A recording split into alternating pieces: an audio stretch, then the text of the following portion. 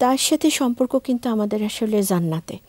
যখন আমাদেরকে তৈরি করা হয়েছে আমরা সবাই জান্নাতেই ছিলাম, সেখান থেকে আমরা পৃথিবীতে এসেছি এবং আবারও আমাদের আশা আকাঙ্ক্ষা তার সাথে মিলিত হবার জান্নাতে।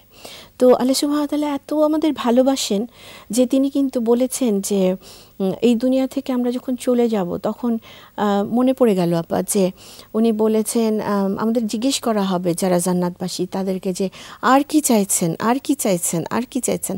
ওনারা বলবেন আমরা সবই পেয়ে গিয়েছি।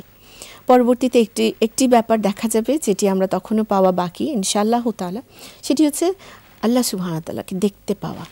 তো এই যে এত বড় কি সাংঘাতিক একটি বিষয়, কি অপূর্ব বিষয়, এটি উনি আমাদেরকে কতখানি ভালোবাসেন এবং এই আকাঙ্ক্ষা তো প্রতিটি হৃদয়ের মাঝে তৈরি হওয়া খুবই প্রয়োজন। আর সেই প্রয়োজন থেকেই কিন্তু আমাদের বুঝতে হবে বা জানা প্রয়োজন যে তার সাথে সম্পর্কের পরিমাপ কি, আমি কি করে বুঝবো যেটি বাড়ছে না কমছে, কি অবস্থায় রয়েছে। প্রতিটি সৃষ্টিকুল গ্রহ নক্ষত্র সবাই কিন্তু আল্লাহ সুবহানাহু ওয়া তাআলাকে সিজদা করে, সবাই ভালোবাসে, সবাই তাকে ভয় পায়। তাকে ভয় পাওয়ারও বিষয় রয়েছে। তিনি কিন্তু আমরা তার বিরুদ্ধে গেলে তিনি বা যখন তিনি যা বলেছেন ডুজ অ্যান্ড ডোন্টস যখন মানা হয় না তখন কিন্তু উনি আল কাহারও হয়ে যান। 99 নামের একটি হচ্ছে আল কাহার, খুবই কঠিন, কিন্তু বাকি সবগুলোই তিনি রহমানুর রাহিম, সেটিরই প্রতিচ্ছবি। এই বিষয়ে আপা আমরা আরেকটু জেনে নেই যে তার সাথে সম্পর্কের বিষয়টি বাড়বে কমবে এটি হয় কি না, আর সেটি পরিমাপ কিভাবে হবে, কি করে আমরা এটিকে ফিরিয়ে আনবো নিজেকে দূরে সরে গেলে। সম্পর্ক তো যে কোনো সম্পর্কই আসলে বাড়ে কমে, আর আল্লাহর সাথে সম্পর্ক তো অবশ্যই আল্লাহ রাব্বুল আলামিন আমাকে সেই স্বাধীনতাটুকু দিয়েই পৃথিবীতে পাঠিয়েছেন, ইমানের সাথে সংশ্লিষ্ট। আমি যদি আল্লাহর বোকা বান্দা হয়ে যাই কখনো কখনো, আমি যদি ভুলে যাই যে আল্লাহর সাথে আমার সম্পর্কটা কি, অবশ্যই আমি আমার সম্পর্কটাকে দূরত্ব বাড়িয়ে ফেলবো, সম্পর্ক আমার হালকা হয়ে যাবে। আল্লাহ আমাদের সবাইকে মাফ করুক সে অবস্থা থেকে। আবার আমি যখন সচেতন হয়ে যাব, আমি যখন ফিরে আসব, আমি যখন ইস্তেগফার করব, আমি যখন আমার সৃষ্টিকর্তাকে আমার কোনো কাজ দিয়ে সন্তুষ্ট করতে পারবো, তখন আবার তিনি আমাকে কাছে টেনে নেবেন। আল্লাহর সাথে সম্পর্কটা অবশ্যই বাড়ে কমে। আমার এটা পুরোপুরি হয় আমার ব্যক্তিগত আমলের কারণে, আমার পারিপার্শ্বিক অবস্থার কারণে। আর বাড়ানোর জন্য বা কমে গেছে কিনা টের পাওয়ার জন্য সুন্দর সুন্দর কিছু মেকানিজম তো আল্লাহ রাব্বুল আলামিনের সাথে আমার আছে, কিছু সিস্টেম আছে। আল্লাহ আমাকে বলেছেন কিছু গোপন ইবাদত আছে যেগুলো আল্লাহ বেশি পছন্দ করেন। যেমন আমি রাতের আধারে উঠে আল্লাহকে ডাকছি কিনা, যে সময় আল্লাহ একদম আমার সবচেয়ে কাছে চলে আসেন আর বলতে থাকেন যে তোমার কিছু লাগবে, তুমি চাও আমার কাছে। কত সুন্দর একটা সময়। ওই সময়টাতে আমি আল্লাহর সম্পর্কের দাবিতেই তো উঠবো, তা না হলে পৃথিবীর কোনো শক্তি নাই একটা মানুষ তার এত প্রিয় ঘুমের বিছানা ছেড়ে সে উঠে গিয়ে ওযু করবে, প্রভুর সামনে মাথা নত করে মাটিতে সেজদা দিয়ে বসে থাকবে, এটা আর কেউ পারবে না পৃথিবীর। তো ওইটা যদি আমি পাচ্ছি, আমার বুঝতে হবে আমি হয়তো ঠিক রাস্তায় আছি, বা কমে গেলেও আমি বাড়ানোর ওষুধটা জানি। আমার গোপন, আমার সাদাকাকেও আল্লাহ রাসূল বলেছেন যে তুমি এমন করে সাদাকা করো যে তোমার এক হাত জানবে না আর এক হাত যে দিচ্ছে, এটাও তো গোপনে। তার মানে হচ্ছে গোপনে একটা মানুষ তখনই স্যাক্রিফাইসগুলো, এই ত্যাগগুলো করতে পারবে যখন সে আসলে জানবে যে আমি কাকে দেখাচ্ছি। আমাদের দর্শক আছে, আমরা এই আলোচনায় আবার ফিরে আসবো, ওনার প্রশ্নটি নিয়ে নিচ্ছি। আসসালামু আলাইকুম রহমতুল্লাহি ওয়া বারাকাতুহু।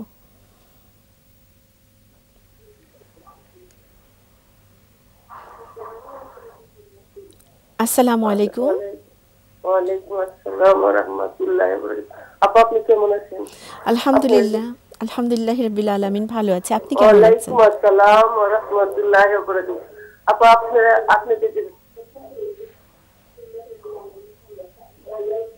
আপনি অনেক জনজনের অনুষ্ঠান দিতে খুবই ভালো লাগতেছে। আপা আমার একটা প্রশ্ন। আমার ছেলেটারে আমি মনে করেন স্কুলে ভর্তি করেছিলাম, তো মনে করেন এই দিনের রাস্তা আনতে চেয়েছিলাম, মনে করেন দিনের রাস্তা আসে না, নামাজও পড়তে চায় না, এই বন্ধু বান্ধবের আড্ডা থেকে। এখন আমি কি করলে তার এই রাস্তা আনতে পারবো? আপনার অনুষ্ঠান তো আমি দেখতেছি। আপা আপনার পেরেশানি আল্লাহ সুবহানাহু ওয়া তাআলা দূর করে দিন। এটি অনেক বড় কষ্টের একটি বিষয়। আমরা দোয়া করছি, আল্লাহ সুবহানাহু ওয়া তাআলাকে বলছি, এই কষ্ট অনেক বড় কষ্ট। আমরা আপনার উত্তরটি দেবার চেষ্টা করছি, আমাদের সাথে থাকুন। আসলে পৃথিবীতে প্রত্যেকটা মায়েরই মনে হয় দুশ্চিন্তাটা আছে না, যে আমার সন্তানদেরকে কিভাবে আমি সঠিক পথটা চেনাতে পারি এবং তারা যেন তাদের বাকি জীবনে সঠিক পথেই থাকে সেটা নিশ্চিত কিভাবে করতে পারি। মূল কারণ হচ্ছে যে আমাদের তো মানে জাহান্নামে সবচাইতে প্রিয় বস্তুকে সেদিকে ধাবিত করার কোনো সুযোগ নাই। কোনো মা এটা চাইবেন না, কোনো মা চাইবেন না।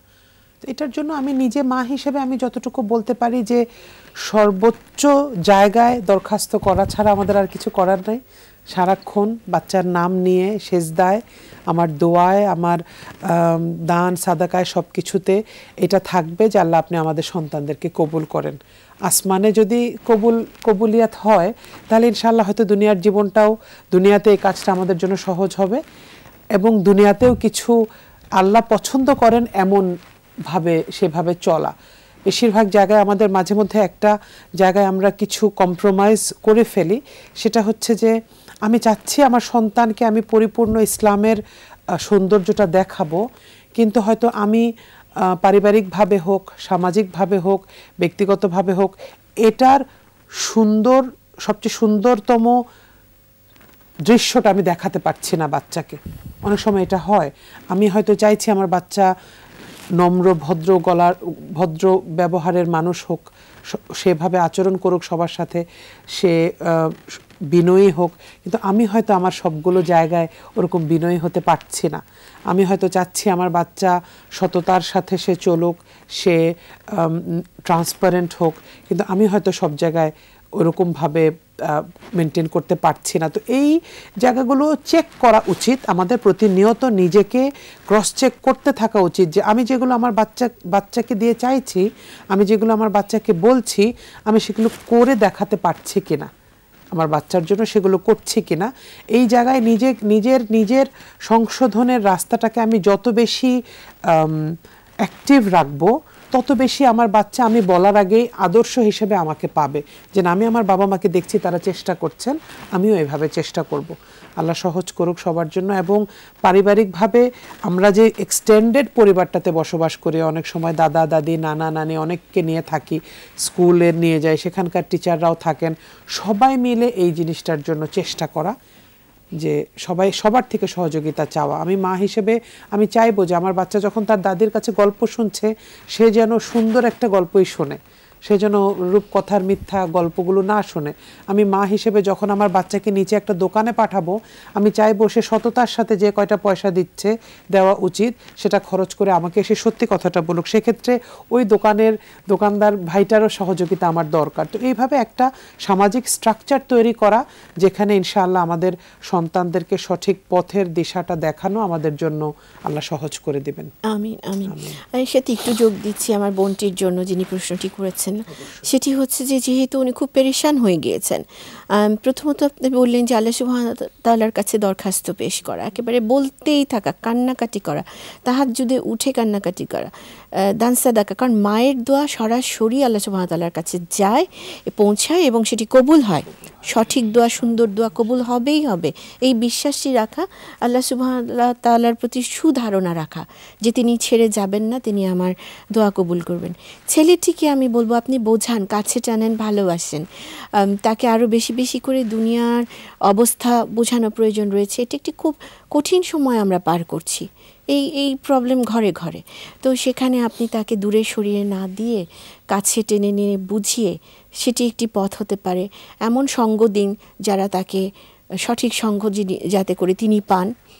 নিশ্চয়ই ওনার সঙ্গর কিছু প্রবলেম তৈরি হয়ে গেছে, সেটি ঠিক করার চেষ্টা করা।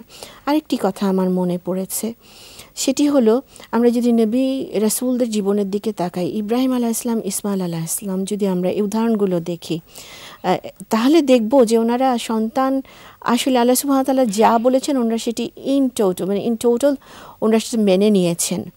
তাহলে সেই ক্ষেত্রে আল্লাহ সুবহানাহু ওয়া তাআলা কী করতে বলেছেন এই ক্ষেত্রে সেগুলো একটু ভালো করে জেনে নিয়ে যারা এই বিষয়ে পরিপূর্ণ জ্ঞান রাখার চেষ্টা করেন সেগুলো জেনে নিয়েও তার সাথে একটু আলোচনা করা। নিশ্চয়ই তিনি ইনশাআল্লাহু তাআলা, আপনি যেহেতু পেরেশান, আপনার সন্তান ফিরে আসবেনই ইনশাআল্লাহ। একটা জিনিস একটু অ্যাড করতে চাই সেই আপার প্রশ্নের জন্যই, প্লাস আমাদের সবার জন্য একটা রিমাইন্ডার, সেটা হচ্ছে রাসূল সাল্লাল্লাহু আলাইহি সাল্লামের জীবন থেকে যদি আমরা দেখি, ইভেন অন্যান্য এর আগের যারা পয়গম্বর এসেছিলেন, নবী রাসূল যারা এসেছিলেন, সবার জীবন থেকে যদি দেখি, তারা তাদের সন্তানদেরকে দিন কিভাবে শিখিয়েছেন একদম ছোটবেলা থেকে, একদম ছোটবেলা থেকে। এবং দেখেন হযরত ইয়াকুব আলাইহিস সালাম যখন ওনার সন্তানরা, উনি জানতেন ইউসুফ আলাইহিস সালামকে তারা বিপদে ফেলে দিয়ে চলে এসেছে, উনি খুব ভালোভাবে বুঝতে পেরেছিলেন। ওই মুহূর্তেও প্রচণ্ড বিপর্যস্ত একজন বাবা, উনি কি বলেছিলেন যে তোমরা অনেক কঠিন একটা কাজকে খুব সহজে করে আসলে। মানে এই যে তিরস্কারের ভাষাটা, ইভেন রাসূল সাল্লাল্লাহু আলাইহি সাল্লামকেও যদি আমরা দেখি, উনি যখন ওনার ফেলো সাহাবীদেরকে কোনো কাজ সংশোধন করে দিতেন, নিজের পরিবারের মানুষকে কোনো কাজের ব্যাপারে সাবধান করতেন যে এটা এভাবে করো না, ওটা ওইভাবে করো, তার তিরস্কারের ভাষাটা কীরকম ছিল। আমরা অনেক সময় যেহেতু দুশ্চিন্তা আছে আমাদের ভেতরে, যেহেতু বাচ্চাকে নিয়ে আমি দুশ্চিন্তা করছি, তার ভবিষ্যৎ নিয়ে ভাবছি, তার আখিরাত নিয়ে আমি ভাবছি, ওই দুশ্চিন্তা থেকে আমরা অনেক সময় একটু কঠিনভাবে তিরস্কার করে ফেলি। অনেক সময় অনেক বাবা মারা এটা করি, বা হয়তো আমার দুশ্চিন্তাটাকে আমি একটু নেগেটিভভাবে এক্সপ্রেস করে ফেলছি।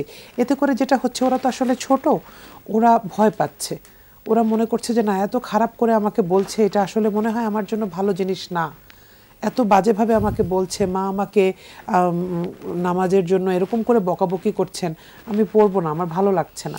তবে আমি যেটা বললাম যে মনে হয় ওনার ছেলে যেহেতু নামাজের বয়স হয়ে গেছে, সেক্ষেত্রে কিছু করণীয় এখন হয়তো আছে। হ্যাঁ, সেটি আমরা মনে হয় যে উনি যদি একটু আলোচনা করেন, যারা এই বিষয়ে সঠিকভাবে আরও ওনার সাথে লেগে থেকে পরামর্শ দিতে পারবেন, তাহলে সেটি মনে হয় খুব সুন্দর হবে। কারণ আল্লাহ তাআলা তো যেমন রহমানুর রাহিম, তিনি আবার আমাদের হিসাব নিকাশ করবেন। তা আমরা হিসাব নিকাশে নিজেরাও পড়তে চাই না, আর কাউকে তো, সন্তানকে তো দিতেই চাই না।